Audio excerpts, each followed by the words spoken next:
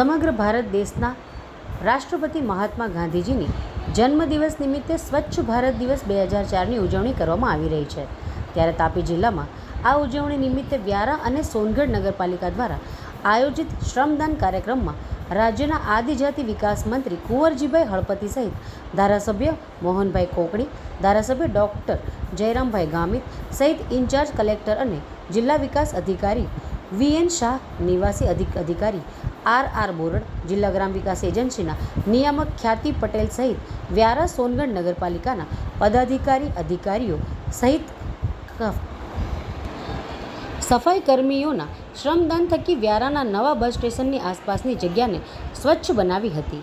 આદિજાતિ રાજ્યમંત્રી કુંવરજીભાઈ હળપતિએ સૌ તાપી જિલ્લા વાસીઓને 2 ઓક્ટોબર ગાંધી જયંતિ નિમિત્તે સ્વચ્છ ભારત દિવસ 2014ની ઉજવણી કરવામાં આવી રહી છે।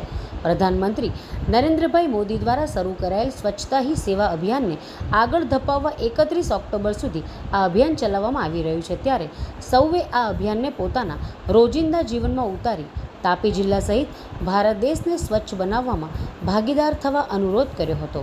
આ પ્રસંગે રાજ્યમંત્રી સહિત ઉપસ્થિત તમામ મહાનુભાવોએ સ્વચ્છ કરેલ જગાએ એક પેડ માં કે નામ વૃક્ષારોપણ કર્યું હતું। સેવા હી સ્વચ્છતા હી અભિયાન દેશના વડાપ્રધાન નરેન્દ્રભાઈ મોદી સાહેબના નેતૃત્વમાં સમગ્ર હિન્દુસ્તાનમાં કરવામાં આવી રહ્યો છે। તે જ રીતે આજે 2 ઓક્ટોબર મહાત્મા ગાંધીજીની જન્મજયંતિ નિમિત્તે તાપી જિલ્લાના વ્યારા ગામે આજે સફાઈ ઝુંબેશ કાર્યક્રમ કરવામાં આવી રહ્યો છે।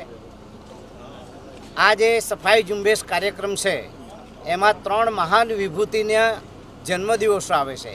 એમાં સૌપ્રથમ પહેલાં દેશના વડાપ્રધાન નરેન્દ્રભાઈ મોદી સાહેબ 17 સપ્ટેમ્બરના દિવસે એમનો જન્મદિવસ હતો।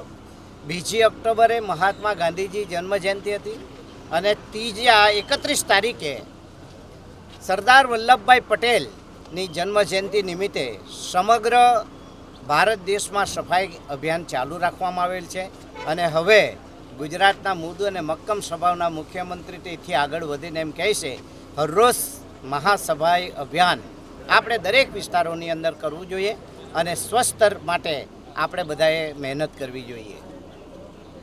વડાપ્રધાન નરેન્દ્રભાઈ મોદી સાહેબની એક નીમ છે, જ્યારે 14માં વડાપ્રધાન બન્યા 2014માં, ત્યારે આપણા ભારત દેશની આર્થિક ઇકોનોમી 11મી સ્થિતિ પર હતી। કઈ સ્થિતિ પર હતી? 11। અને આજે નરેન્દ્રભાઈ સતત ત્રીજી વખત વડાપ્રધાન બન્યા ત્યારે આપણી સ્થિતિ ઇકોનોમીમાં જોવા જઈએ તો 5મા નંબર પર છે અને મને કહેતા આનંદ થાય કે 29 સુધીમાં ભારત દેશ એ 3જા નંબરની વિશ્વની સૌથી મોટી શક્તિ